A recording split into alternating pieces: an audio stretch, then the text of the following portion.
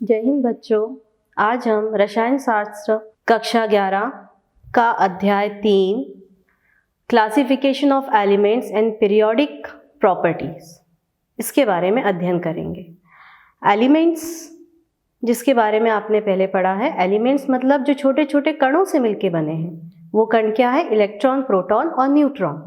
इस पार्ट में आप एलिमेंट से संबंधित पढ़ेंगे कि एलिमेंट को किस तरीके से पीरियोडिक टेबल में रखा गया है, उनको किस तरीके से याद रखना है, उनके एटॉमिक नंबर के आधार पर या एटॉमिक भार के आधार पर। तो एटॉमिक का मेंडलीव पीरियोडिक टेबल का निर्माण कैसे हुआ, इसके लिए कुछ वैज्ञानिकों ने पहले अपने अपने तथ्य दिए और उन तथ्यों के आधार पर मेंडलीव पीरियोडिक टेबल बनाया गया। तो सबसे पहले सन 1800 में 31 तत्व थे, उसके बाद में 63 तत्व हुए, फिर 108 तत्व हुए, फिर 114 तत्व हुए और फिर 118 तत्व हुए।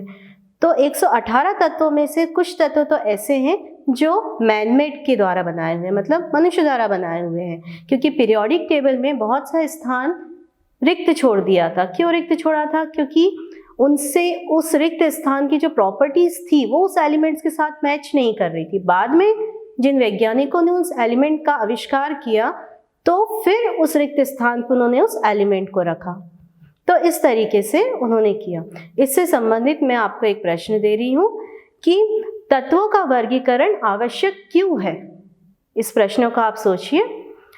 अब हम पढ़ते हैं कि जो वर्गीकरण है, पीरियोडिक टेबल है, वो जिन वैज्ञानिकों ने इस पीरियोडिक टेबल के बारे में सहयोग किया है उसमें पहला है डॉबेराइनर, दूसरा है न्यूलैंड लॉ ऑफ ऑक्टेव्स और तीसरा इसमें लॉथर मेयर। तो सबसे पहले हम डॉबेराइनर के बारे में पढ़ेंगे। डॉबेराइनर ने 1829 में इस रूल को दिया था। इन्होंने क्या किया कि समान गुण वाले तत्वों को एक साथ रखा 3 की सीरीज में, जैसा कि आप चित्र में देख रहे हैं, लिथियम, सोडियम और पोटेशियम। फिर इन्होंने कहा कि जैसे हम लिथियम और पहला कार्बन जो कि लिथियम, पहला तत्व जो कि लिथियम है, और उसके बाद आखिरी तत्व यानी पोटेशियम है। जब हम लिथियम और पोटेशियम इन दोनों के तत्वों के भारों को जोड़ते हैं तो आपको सोडियम का जो औसत भार है वो ज्ञात हो जाता है। जैसे कि लिथियम का यहाँ पे 6.9 है और पोटेशियम का 39 है। तो जब आप इन दोनों को ऐड करके 2 से डिवाइड करेंगे तो आपको यहाँ पर क्या मिल जाएगा? सोडियम का 23। अब देखते हैं न्यूलैंड का अष्टक नियम यानी न्यूलैंड लॉज ऑफ ऑक्टेव्स। इन्होंने क्या किया कि तत्वों को परमाणु द्रव्यमानों के आधार पर रखा। जैसे कि इन्होंने कहा कि लिथियम जो कि पहला तत्व है, इसका जो गुण है वो जो 8वां तत्व आएगा, जैसे मान लीजिए सोडियम, उसका गुण पहला और 8वें तत्व का गुण है, ये समान होता है। ये इन्होंने जो सुर में हम 8 सुर का उपयोग करते हैं इसके साथ बताया कि पहला और 8वां सुर समान होता है, जैसे कि आप इस सारणी में देख रहे हैं। अब देखते हैं हम इसमें लॉथर मेयर। लॉथर मेयर में जो तत्व है वो परमाणु भारों के आधार पर रखे गए हैं। इन्होंने जो इनके फिजिकल और केमिकल प्रॉपर्टीज है इनको लेके इसकी व्याख्या की गई है। इन्होंने क्या किया कि जो प्रॉपर्टीज है, फिजिकल प्रॉपर्टीज, जैसे कि मान लीजिए atomic volume, melting point, boiling point, इस तरीके। तो लॉथर मेयर ने एटॉमिक वेट यानी परमाणु भार और एटॉमिक वॉल्यूम को लेके ग्राफ प्लॉट किया, जिसमें उन्होंने देखा कि किस तरीके से अलग अलग तत्व उस भार के साथ उसका आयतन भी बढ़ते जा रहा है। तो ये लॉथर मेयर है। तो इन तीनों वैज्ञानिकों की सहायता से मेंडलीव पीरियोडिक टेबल का निर्माण हुआ, जिसमें से जो लॉथर मेयर है इन्होंने जो अपना तथ्य दिया कि परमाणु द्रव्यमान इनके क्रम पे तत्वों को रखा गया है। तो इसी को लेके मेंडलीव ने मेंडलीव पीरियोडिक टेबल बनाया, जिसमें उन्होंने ये कहा है कि तत्वों के भौतिक व रासायनिक गुणधर्म उनके परमाणु द्रव्यमानों के आवर्ती फलन होते हैं। मेंडलीव पीरियोडिक टेबल में 8 ग्रुप्स होते हैं, जैसे कि आप इस चित्र में देख रहे हैं, और 8 ग्रुप में से जो फर्स्ट से 7th ग्रुप है उसको उन्होंने 2 भाग में विभाजित किया है, ए और बी। और जो 8वां ग्रुप है, 8वें ग्रुप में उन्होंने इस तरीके से एक साथ 3-3 करके तत्व रखे गए हैं और इसमें 7 पीरियड्स यानी आवर्त होते हैं। तो ये है मेंडलीव पीरियोडिक के बारे में। अब हम इसमें देखते हैं मेंडलीव पीरियोडिक टेबल की importance of Mendeleev periodic table. Importance में नंबर फर्स्ट कि आप सिस्टमेटिक स्टडी कर सकते हैं एलिमेंट्स के बारे में। फिर आपको इसमें जो एलिमेंट्स रखे गए हैं तो वो उस ग्रुप में किस बेस्ड पे रखे गए इनके बारे में बताया गया है कि अपन ने एक ही ग्रुप में यदि एलिमेंट्स रखे तो मीन्स उनकी प्रॉपर्टी सेम होगी, उसी बेस पे रखे गए हैं। न्यू एलिमेंट्स के लिए पीरियोडिक टेबल में स्पेस ब्लैंक थी, मतलब उन्होंने जगह छोड़ रखी थी क्योंकि कुछ ऐसे एलिमेंट्स थे जो उस ब्लैंक स्पेस पे उनकी प्रॉपर्टीज नहीं मैच हो रही थी। तो बाद में जो साइंटिस्ट है जिन्होंने इसके बारे में खोज की, फिर खोज करके उन्होंने जो बताया कि जैसे इकाबोरेन या जो भी एलिमेंट्स हैं, फिर उन्होंने उन एलिमेंट्स को उस ब्लैंक स्पेस पे रखा। अब हम देखते हैं इसके लिमिटेशंस यानी कमियां। कमियों में सबसे बड़ी लिमिटेशन ये है मेंडलीव पीरियोडिक टेबल में हाइड्रोजन जो कि नॉन मेटल है, गैस है, लेकिन उसको किस पे रखा गया, उसको मेटल्स में रखा गया, फर्स्ट पोजीशन पे रखा गया। ये सबसे बड़ी कमी थी। फिर दूसरी ये कि इसमें हमने जो रेयर अर्थ एलिमेंट्स है, जो आपके रेडियो एक्टिव एलिमेंट्स है जैसे एक्टिनाइट्स और लैंथेनाइट, ये जो एलिमेंट्स है इसमें 14 एलिमेंट है, तो इनको मेंडलीव पीरियोडिक टेबल में स्पेस ही नहीं दी गई। तो ये इनकी कमियां थी। अब आधुनिक आवर्त सारणी, मॉडर्न पीरियोडिक टेबल या मॉडर्न पीरियोडिक लॉ, इस लॉ को हेनरी मोजले ने 1930 में दिया था। इस लॉ के अनुसार तत्वों के भौतिक एवं रासायनिक गुणधर्म परमाणु क्रमांक के आवर्तित फलन होते हैं। परमाणु क्रमांक के कुछ निश्चित अंतर द्वारा पृथक और एक ही वर्ग में स्थित तत्वों के गुणों की रिपीटेशंस होती है। रिपीटेशन मतलब उसकी दोहराया जाता है, उसे हम पीरियोडिसिटी कहते हैं। जैसे लिथियम, सोडियम, पोटेशियम ये एक ग्रुप में है। तो लिथियम जिसका एटॉमिक नंबर 3 है और इसका इलेक्ट्रॉनिक कॉन्फ़िगरेशन 1s2 2s1।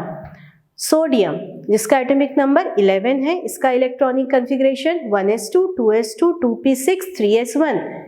या फिर पोटेशियम जिसका एटॉमिक नंबर 19, इसका configuration 1s2 2s2 2p6 3s2 3p6 4s1।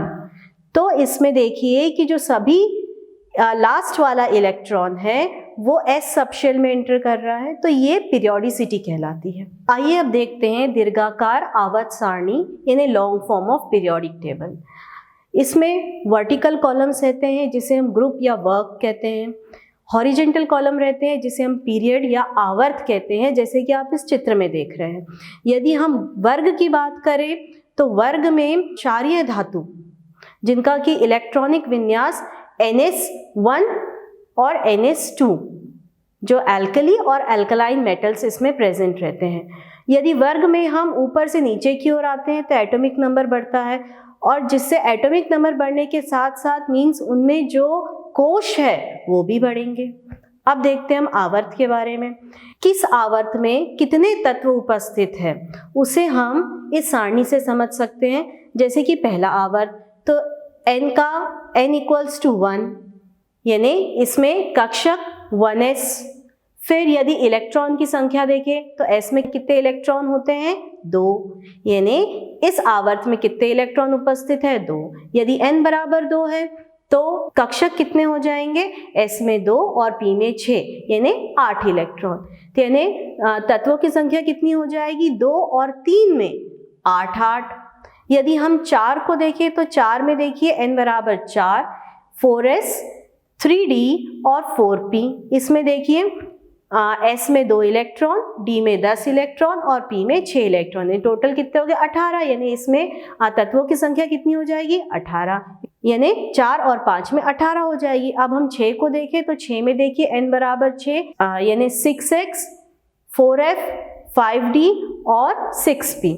इसमें इलेक्ट्रॉन्स कितने हो जाएंगे 32 2, तो 6 और 7 में 32 इलेक्ट्रॉन हो जाएंगे। तो इस तरीके से हम किस आवर्त में कितने उपस्थित है उसकी गणना हम इस सारणी से कर सकते हैं। आइए अब देखते हैं तत्वों में इलेक्ट्रॉनिक विन्यास यानी electronic configuration of types of element.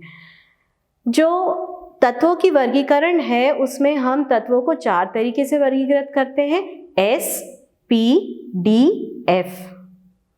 S जिसका कि इलेक्ट्रॉनिक विन्यास NS 1 से 2 होता है, P जिसका कि इलेक्ट्रॉनिक विन्यास NS2 NP 1 to 6 होता है, D जिसका कि इलेक्ट्रॉनिक विन्यास N-1 D से D में 10 और NS2।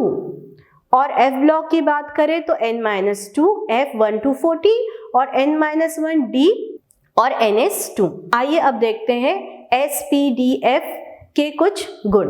S ब्लॉक, वे तत्व जिनका आखिरी इलेक्ट्रॉन S में आता है वो S ब्लॉक में रखे जाते हैं। यह 2 प्रकार के होते हैं, एल्कली और एल्कलाइन। इनको सामान्य या नॉर्मल तत्व कहा जाता है। S ब्लॉक के सभी तत्व मुलायम होते हैं। इनका क्वथनांक और गलनांक निम्न होता है। ये +1 +2 ऑक्सीकरण अवस्थाओं को प्रदर्शित करते हैं और ये अच्छे अपचायक होते हैं। अब देखते हैं P ब्लॉक। P ब्लॉक को हम निरूपक तत्व यानी रिप्रेजेंटेटिव एलिमेंट कहते हैं। ऐसे तत्व जिनका इलेक्ट्रॉन P ब्लॉक में आता है उन इलेक्ट्रॉन्स को हमने P ब्लॉक में रखा गया। इसका इलेक्ट्रॉनिक विन्यास NS2 NP 6 होता है।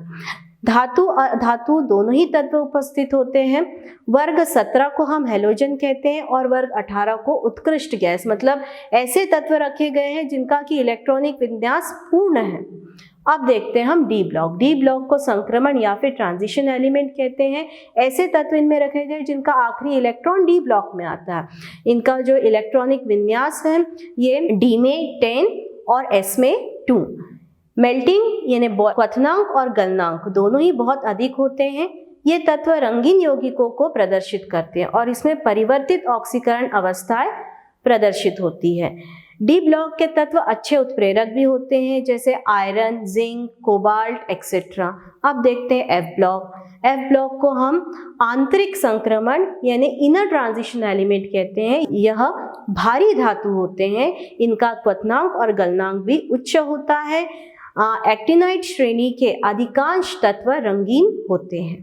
तो इस तरीके से आपने दीर्घ आवर्त सारणी को देखा कि उसको कैसे वर्गीकृत किया गया है, कैसे इलेक्ट्रॉन रखे गए हैं। अब हम दीर्घ आवर्त सारणी के लाभ देखते हैं।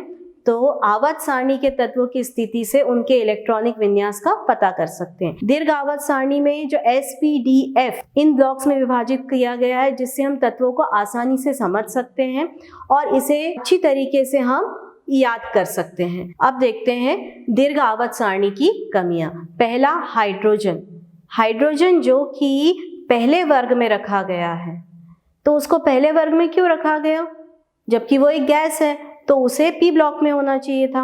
उसको पहले वर्ग में इसलिए रखा गया क्योंकि उसका जब हम इलेक्ट्रॉनिक विन्यास देखते हैं तो S में आता है। इस कारण से हाइड्रोजन को पहले वर्ग में रखा गया। फिर लैंथेनाइड और एक्टिनाइड को आवर्त सारणी में जगह नहीं दी गई, उसको ढांचे से बाहर रखा गया।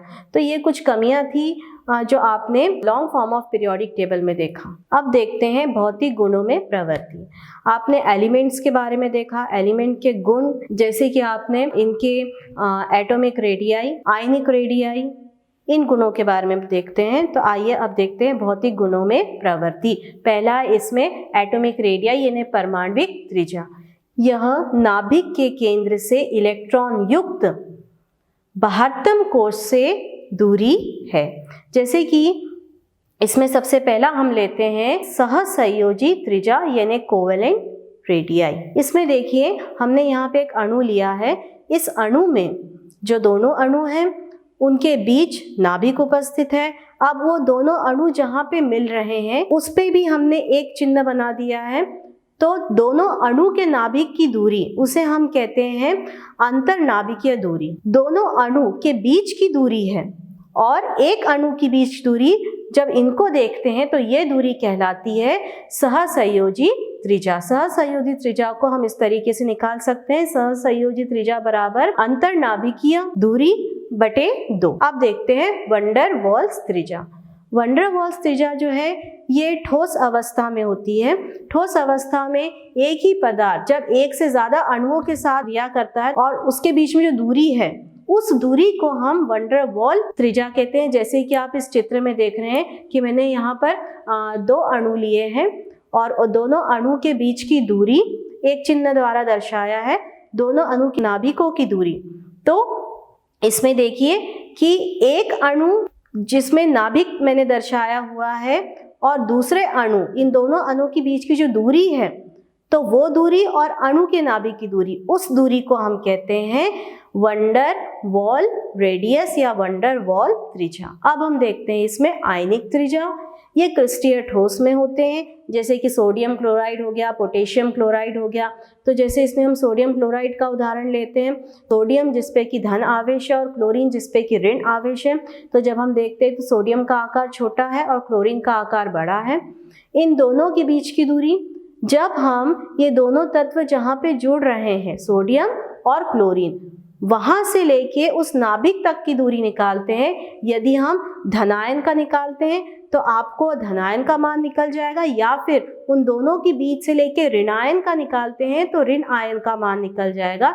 इस तरीके से इसमें अंतरा नाभिक दूरी यानी इंटरन्यूक्लियर डिस्टेंस को आप ज्ञात कर सकते हैं। अब देखते हैं हम आयनन एंथैल्पी या फिर आयनन विभव। आयनन एंथैल्पी या आयनन विभव हम उसे कहते हैं कि जब किसी तत्व में जो इलेक्ट्रॉन विन्यास को हम दर्शाते हैं, उस इलेक्ट्रॉन विन्यास में जो आखिरी इलेक्ट्रॉन जिस कक्षा में उपस्थित है या जिस कक्ष में उपस्थित है, वो जब उस कक्ष से निकलता है तो उस कक्ष से निकलने के लिए जो ऊर्जा लगती है, उस ऊर्जा को हम आयनन एंथैल्पी या आयनन विभव कहते हैं, जिसे हम I से प्रदर्शित करते हैं। यदि हम कारक की बात करें तो इनमें निम्नलिखित कारक है, जैसे कि हम पहला कारक लेते हैं परमाणविक आकार यानी एटॉमिक साइज।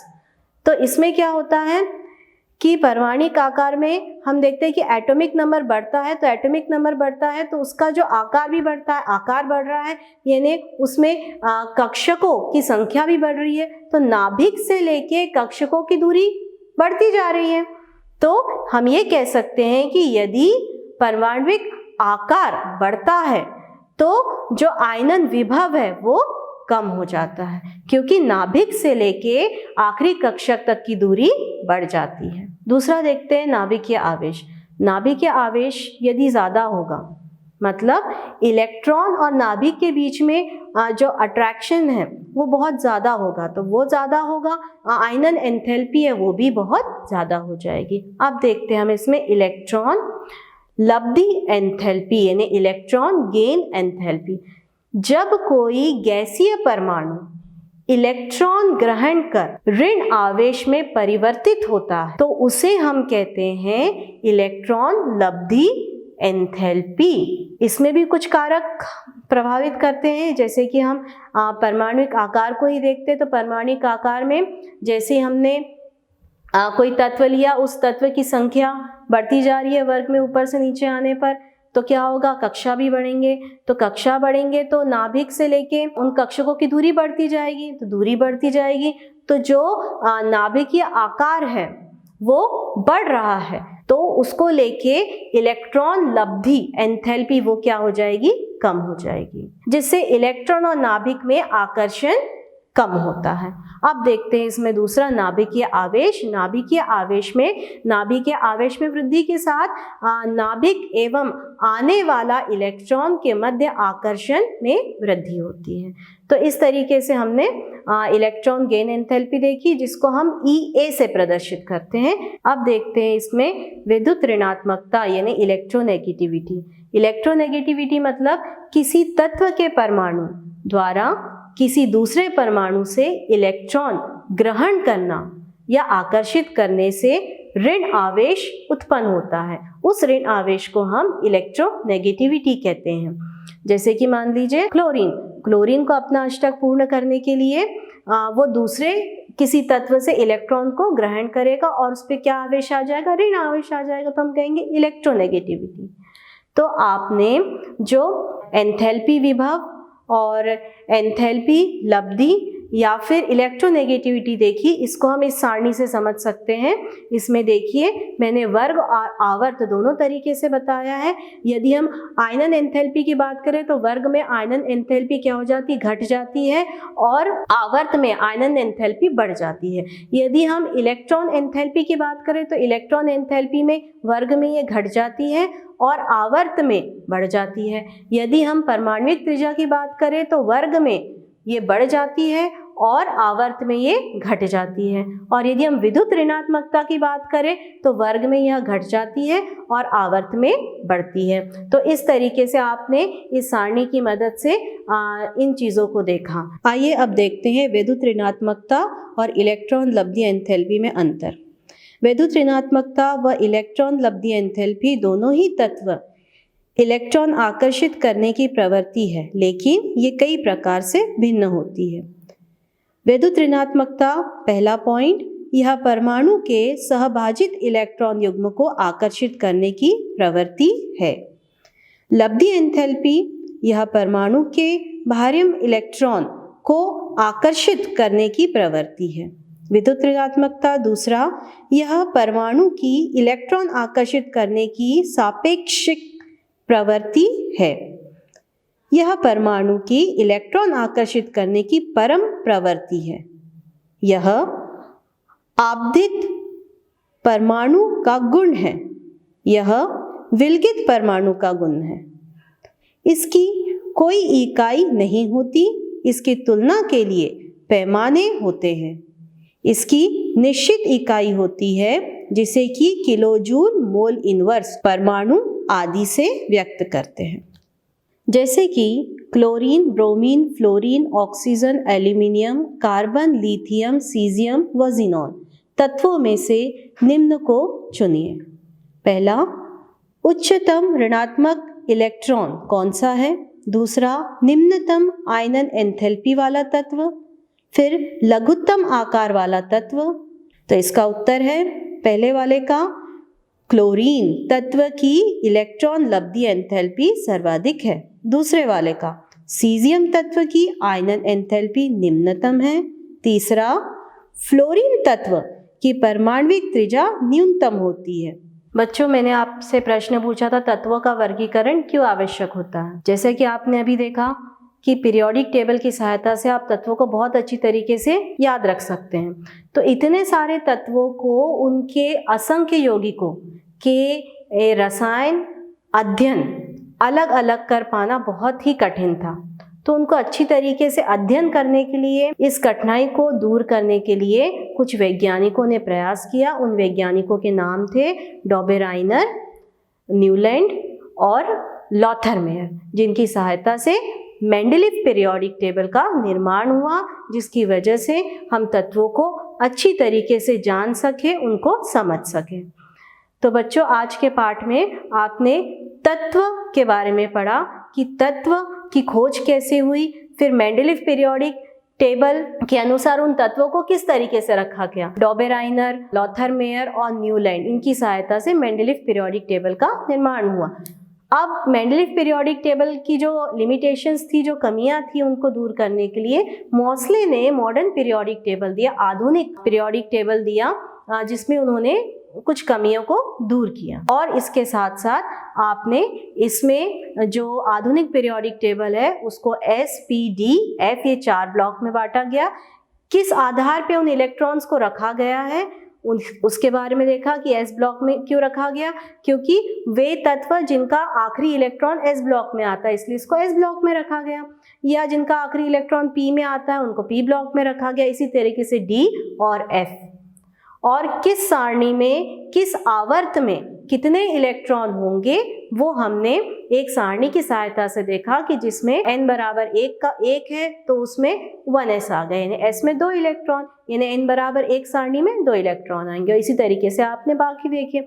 और इसी की सहायता से हमने इसमें भौतिक गुणों में त्रिज्याओं को देखा, जिसमें आपने कोवेलेंट यानी सहसंयोजी या आयनिक त्रिज्या या वंडरवाल त्रिज्या के बारे में देखा। आखिरी में आपने आयनन एंथैल्पी और इलेक्ट्रोनेगेटिविटी के बारे में पढ़ा। इसी से संबंधित मैं आपको प्रश्न दे रही हूँ, इन प्रश्न को हल कीजिए। पहला प्रश्न, मेंडेलीव के आवर्त नियम और आधुनिक आवर्त नियम में अंतर लिखिए। दूसरा प्रश्न, परमाणु त्रिज्या और आयनिक त्रिज्या से आप क्या समझते हैं? तीसरा प्रश्न, परमाणु क्रमांक 13 वाले तत्व को इलेक्ट्रॉनिक विन्यास लिखिए, यह किस वर्ग से संबंधित है? चौथा, आवर्त सारणी के SPDF ब्लॉक में उपस्थित तत्वों के अभिलक्षण दीजिए।